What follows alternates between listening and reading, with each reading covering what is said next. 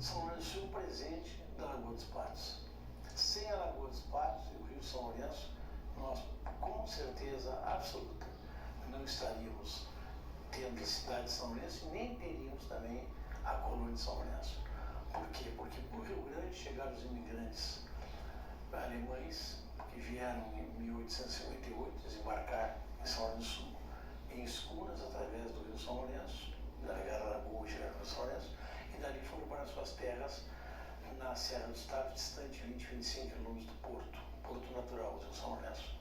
E foi dali que toda a produção, toda a grande produção da pequena propriedade de imigração de origem europeia, no caso alemã, se escoou. Foram pelos veleiros, pelos iates, pelas escunas, que saíram então batata, saiu tocinho, produtos de charcutaria, porcos vivos, galinhas, ovos, cera, alpiste, milho, trigo, enfim, que eram exportados inicialmente por casas que se instalaram junto ao Rio São Lourenço para essa finalidade. Eram pessoas que não imigraram para trabalhar com colonos, mas para trabalhar com comércio de exportação dos produtos agrícolas e navegarem nos barcos, eram chamadas Export House.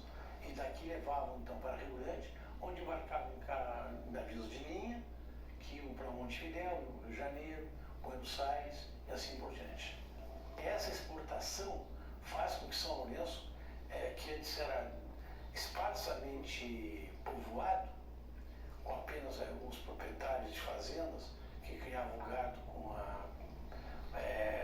o objetivo primordial de extrair o charque, de repente se viu recebendo levas e levas de imigrantes alemães que vieram aos milhares, e isso alterou a composição demográfica do município, gerou núcleos habitacionais, vilas e povoados no interior, e finalmente então a vila do Porto de São Lourenço Sul, que é onde, como eu já disse, se concentravam os exportadores, aí vieram os marinheiros, vieram os construtores navais, vieram os taleiros, e daí a cidade começou a ter, vamos dizer assim, a sua base para nascer, porque aquela povoado do Porto de São Lourenço, vila do Porto de São Lourenço, vila de São Lourenço, e depois cidade de São Lourenço, consolidou-se então como município de São Lourenço Sul, emancipando-se de Pelotas. A família, parte do meu pai e da minha mãe, vieram aqui da ilha de Santo Antônio, aqui próximo do Arroio Camacô, que é ilha de Santo Antônio, que pertence ao município de Camacô. Vieram para São Lourenço, se instalaram do outro lado do rio, na margem direita, que da margem esquerda já tinha que se comprar um terreno do coronel José Guimarães, aí eles se instalaram do outro lado, até o momento de ter um dinheirinho para comprar um terreno do lado de cá. Foi assim que começou a minha família também se instalar nesse município, e outras famílias vieram para cá, e esse bairro todo aqui era um bairro de pescadores. José Pescador, esta sua vocação tem água doce das veias, nos olhos olhar de João, aquele pai herói, remo leve e canoa, ele não troca por nada. Fazia 30 anos que eu estava afastado, parei lá com meus 18 anos, voltei para a pesca artesanal para resgatar essa nossa tradição da família, que são a quarta geração, e tentar buscar novas formas de valorizar a pesca artesanal do município. Eu entrei na pesca no ano de 87, não como pescador, mas como trabalhando na indústria, trabalhando com pescadores, durante muitos anos. E a partir de 2011 que eu estou como presidente da colônia. Comprei uma embarcaçãozinha para mim, de sócio com outro rapaz aí, com o Anejair, e vim participar da pesca também, um pouco como pescador. A pesca é isso, ela depende muito também do fator clima, e depende também de preservação, de que a gente precisa manter uma pesca que seja sustentável. A partir de 1950 começou a vir o gelo. Aí começou a mudar um pouco a história da pesca e surgiu o fio de nylon. O anterior era o fio de gelo, de algodão. E o fio de nylon, com esse investimento por parte do governo federal naquele período, as indústrias começaram a ter sua própria frota de barco, que é onde surgiu a denominação pescador industrial. Então essas linhas de crédito em si, naquele período, ela não foi um pescador artesanal beneficiado, porque ele não tinha garantias reais, e essas indústrias tinham, e atraiu outros investidores a investir na pesca industrial, na pesca, comprarem barco, porque tinha uma linha de crédito do governo naquele período. Então essas indústrias começaram a fazer frota de barco e recrutaram o pescador para trabalharem para eles. Se olhar nos gráficos, na década de 1960, 70, 80, e a partir da década de 90 começou a cair esse gráfico. Nesse período que houve muito esforço de pesca, e a pesca predatória com apetrecho de redes, que hoje é proibido, que é de arrasto. Naquela época era permitido. A partir da década de 90 se criou leis para que isso seja proibido, porque perceberam que essa prática estava fazendo com que os estoques pesqueiros diminuíssem. Hoje os estoques pesqueiros estão inviáveis, os pescadores estão com dificuldade de tirar seu sustento da lagoa, pouco peixe. E com isso, o que foi acontecendo? A tradição da pesca artesanal passada de pai para filho, não é mais viável o filho pescar, porque o pai já diz: meu filho vai estudar para te não pescar, para não passar o trabalho. Então deixou de passar essa tradição de pai para filho. Só que o que a gente está sentindo agora nos últimos anos é que não há mais interesse dos jovens da pesca, né?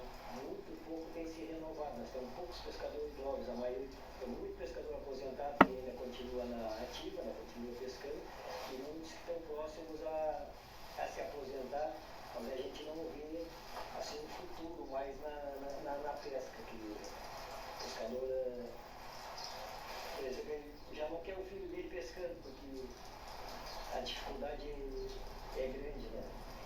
E essas brigas que o pescador tem com legislações, né? com normativas que às vezes não são construídas junto com o pescador, não foram construídas junto com o pescador para que ele possa trabalhar com uma segurança. Ele não tem segurança jurídica, nem ele, nem o pescador hoje, porque nós temos na nossa Lagoa dos Patos um licenciamento para 4 espécies no estuário da lagoa, onde uma já está proibida, que é o bagre. O camarão, ele dá quando o clima é favorável, mas passa às vezes 2, 3 anos que não tem safra.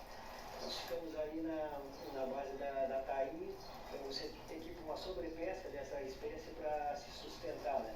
E nós temos uma lagoa de 2 águas, né? Tem muitas espécies também, tem peixe-rei, que é linguado, que é traíra, e elas não estão na normativa, então isso causa uma insegurança jurídica, porque o pescador pode chegar no porto com uma caixa desse pescado que agrega, né, que ajuda ele, e se houver uma fiscalização, a fiscalização entender que aquele peixe tem que ser apreendido, que vai gerar uma multa, questão sanitária também, para que o pescador, muitas vezes ele quer colocar uma peixaria, mas é bastante complicado, né, para ele poder vender o pescado dele, o filé, por exemplo, que ele vai cortar esse peixe, então tem essas dificuldades. Voltei à pesca, voltei a estudar para buscar conhecimento, para não depender somente das políticas públicas, porque a pesca não é um atrativo para os políticos nem para o governo, como foi antigamente a cadeia produtiva do peixe. Então nós temos que buscar conhecimento e através disso tentar buscar uma outra alternativa de renda além do extrativismo, talvez a criação de peixe, passar esse conhecimento para as comunidades e resgatar isso do pescador artesanal, do filho, talvez buscar o conhecimento, ao invés de pescar, ele busca o conhecimento e contribui de outra forma com a pesca artesanal e resgatar essa profissão, que é uma das profissões mais velhas, né? Que hoje, por exemplo, há acho uma disputa, uma concorrência grande entre a pesca artesanal e industrial e também a pesca do cativeiro, né? O que cresce muito é a tilápia hoje no mercado brasileiro, né? Brasileiro e exportação também, né? A tilápia, para nós no Rio Grande do Sul, o pescador é pescador, ele não quer saber de criar peixe, né? Ele precisa pescar, né? Então, mas concorre também com essas espécies, né? Então isso aí dificulta também um pouco a comercialização do pescado daqui, né? Eu não vejo assim um futuro melhor para a pesca, nós já tivemos, eu acho que, tempos melhores no passado. Não vamos desistir, né? Vamos esperar que de repente, trabalhando em conjunto com as autoridades também, com competentes, que a gente possa buscar um caminho melhor para a pesca no estuário da Lagoa dos Patos. Mas o peixe anda escasso, nos meus olhos a tristeza se usou tanto a lagoa, sem respeito à natureza.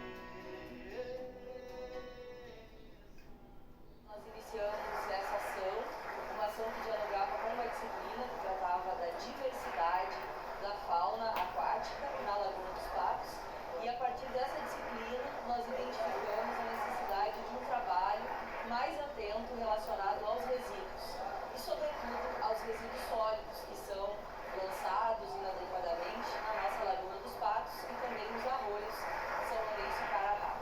Nós já recolhemos e buscamos dar o destino adequado a quase 3 toneladas de resíduos sólidos, recolhidos então por estudantes, técnicos, docentes e, sobretudo, integrados aí com a comunidade local lourenciana, destinar esse resíduo para a reciclagem.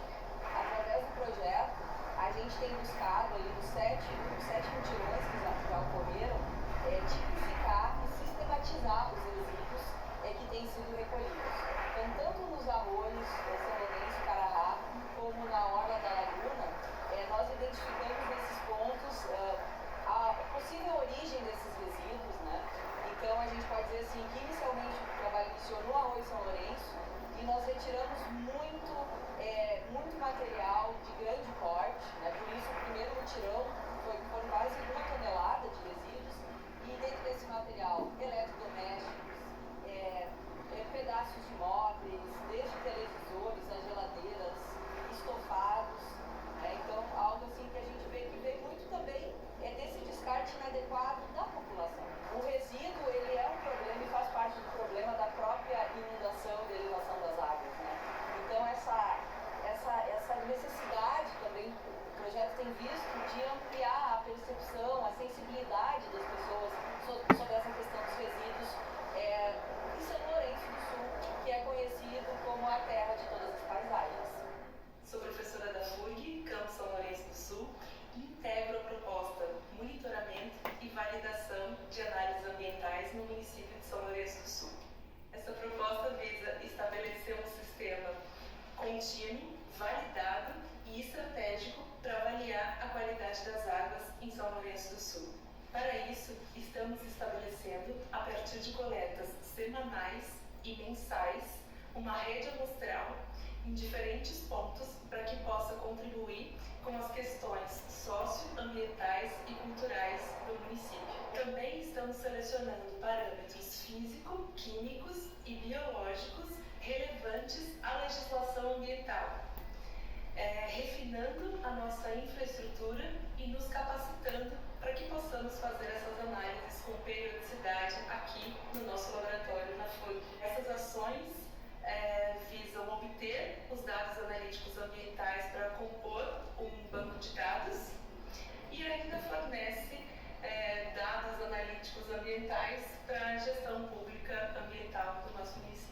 A gente tem então essa ideia de monitorar ao longo das semanas esses parâmetros físico-químicos biológicos da água, e também nós temos uma vez por mês pontos extras onde a gente avalia também os pontos que são talvez os pontos mais importantes do município, porque são pontos dos dois arroios, o arroio Carará e o arroio São Lourenço, né?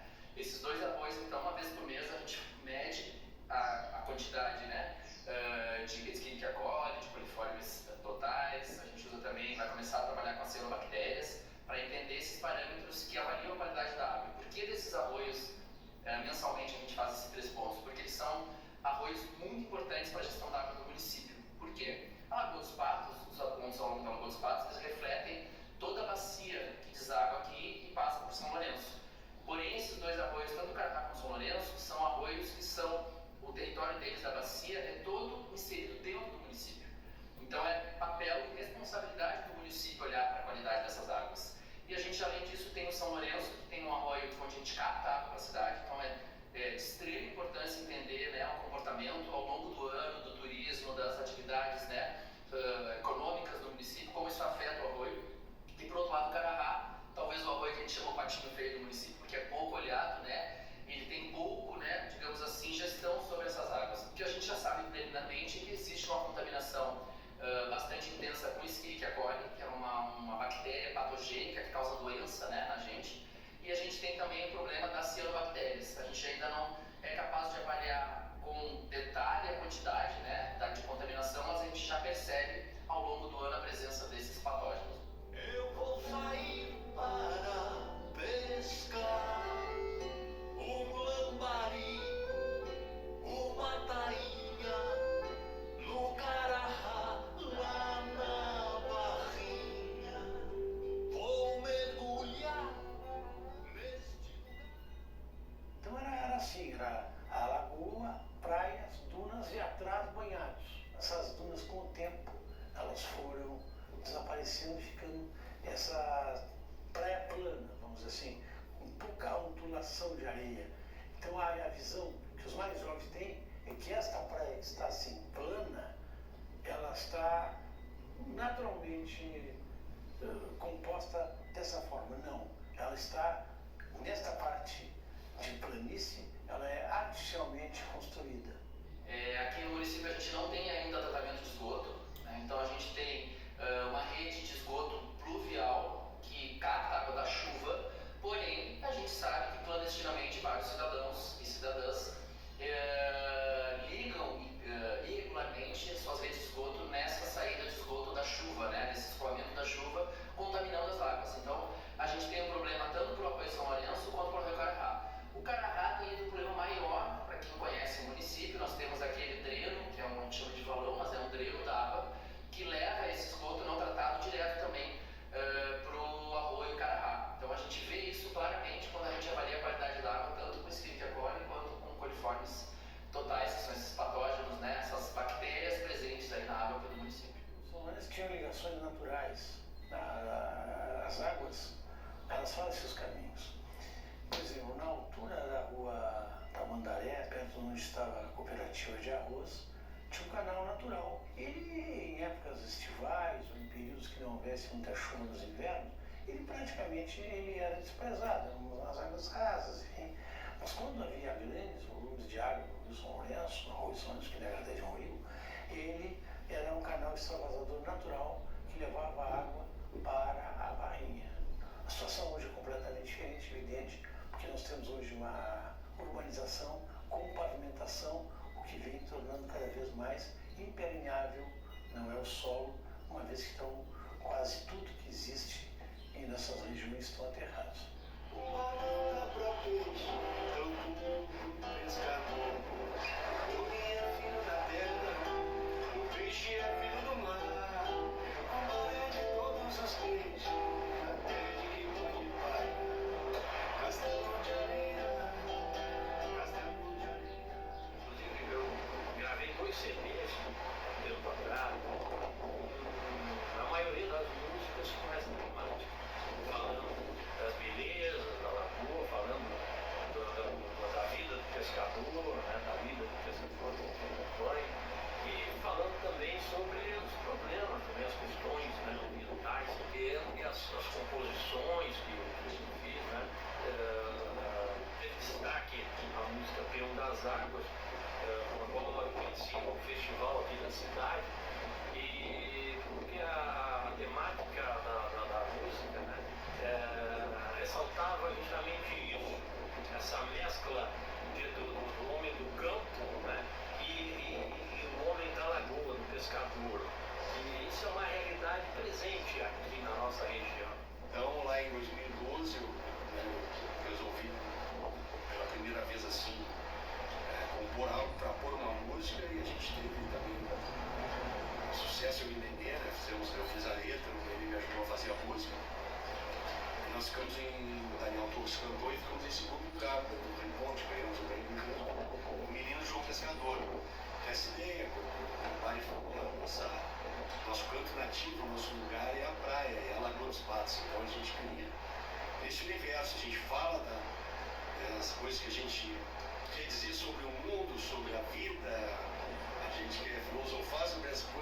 traz o tema, geralmente utiliza um tema que a gente convive diariamente, que é o hambúrguer.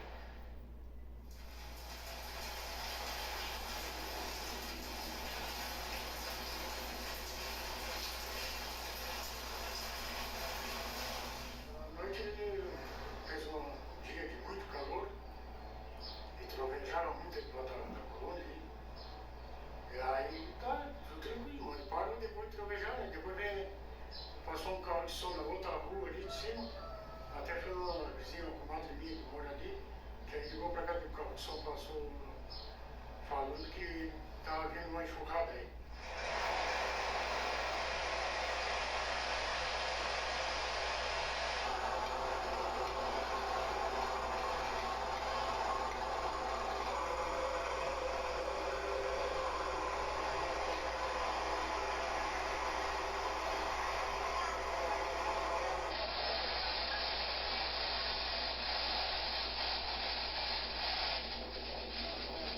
A enxurrada a gente perdeu tudo, né? Saímos só com a roupa do quarto. Graças a Deus a gente conseguiu depois, ganhamos muita coisa, muita gente ajudou. Mas aí depois com o tempo a gente foi adquirindo. Eu até hoje ainda estou comprando coisa. Mas saímos de casa com a roupa do corpo e os bichos, os cachorros. Aí perdemos tudo. Aí não ficou com nada. Porque eu não sei o que tinha naquela água, que ela é como se fosse um liquidificador. Ela moeu as coisas. Não ficou nada. Nada inteiro. Nadinha. A única coisa inteira foi o colchão que boiou. Olha, sobrou muito pouca coisa. Ainda navegando, aquele barro sujo aí desse esgoto. Mas não deu pra aproveitar nada. Tive que recomeçar tudo de novo. Tinha uma casinha de criança ali, aí como a água veio daqui, ela virou e trancou aqui no muro. Ficou com o assoalho pra cima. Aí o meu irmão, que estava lá nessa outra casa, jogou a corda pra nós, até a casinha, e da casinha na porta. Aí ele puxou nós, porque aqui já estava saindo exaustor lá em cima a água.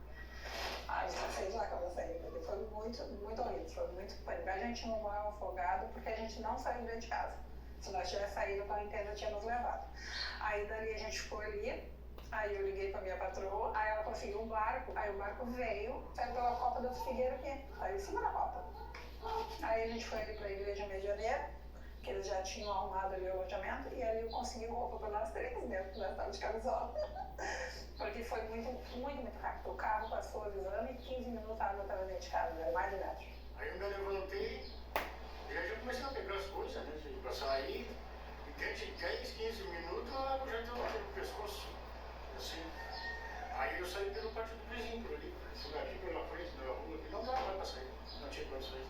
A minha mulher e a minha filha e o meu neto saíram primeiro, né? Eu já saí já querendo nadar de pé, né? Porque a água já estava por aqui assim, aí a gente, quanto mais alta a água na pessoa, mais ligeiro a gente fica, né? Aí não consegue ir. Só pode ficar a pontinha dos pés no chão assim, não consegue ir. Se for caminhar direito. Mas eu fui me agarrando nas coisas e saí pra lá. A cada vez que chove, que o arroio enche, é um tormento, né? Porque a gente nunca sabe a quantidade de água que vem. Se vai vir muito, se vai vir pouca, se vai entrar dentro de casa, se vai vir só no pátio. Tem essa função. Mas quando eu era criança, a água era diferente. Como o arroio era limpo e tinha uma correnteza boa, as enchentes não davam medo na gente, porque era pouquinha. Saía do arroio, de noite, de manhã já não tinha mais água. Mas a partir da enxurrada que deu em 2011, agora as enchentes têm sido sempre grandes. É assustadora, né? Tem dado mais temporal, chuvas mais fortes. Então essa última que deu em maio agora me assustou, porque foi muitos dias cheios, né? E é um medo constante que a gente tem. A água é seguido, quando dá chuva aí, seguido tem na rua aí. Vem ter a grade ali, volta, às vezes entra dentro do pátio.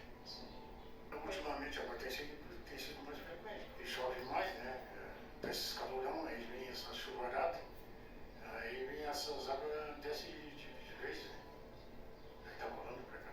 Mas a casa, no início, a gente fez 1 metro de altura, depois da enxurrada.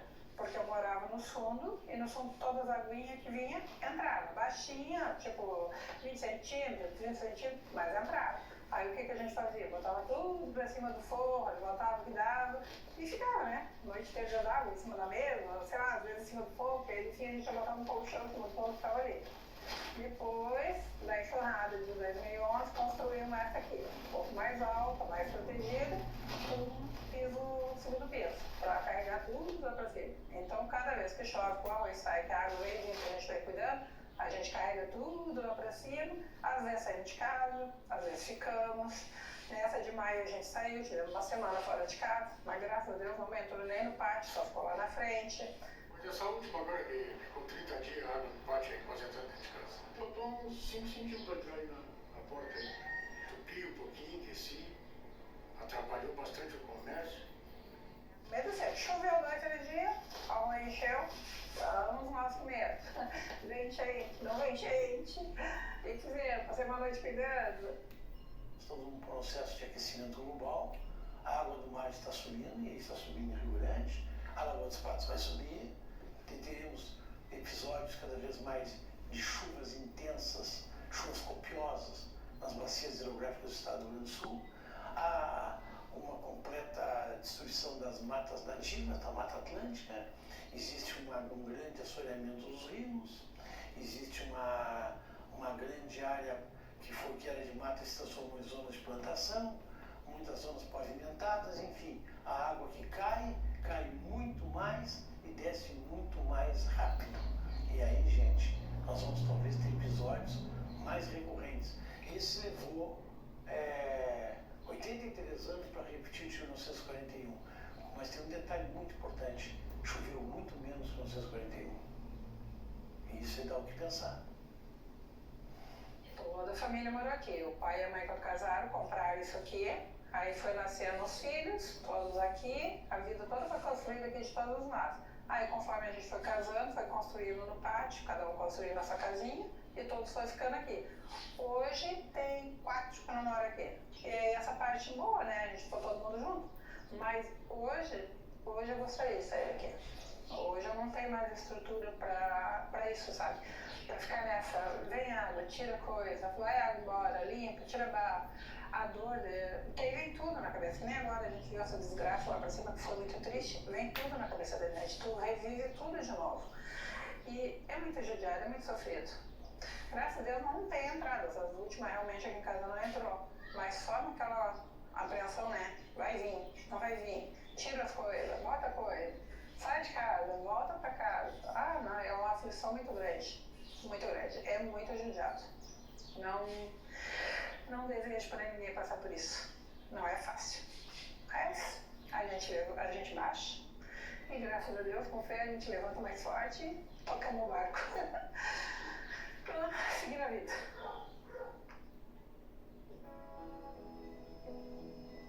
Por ser filho de pescador, João já nasceu desse jeito. Um pé na terra,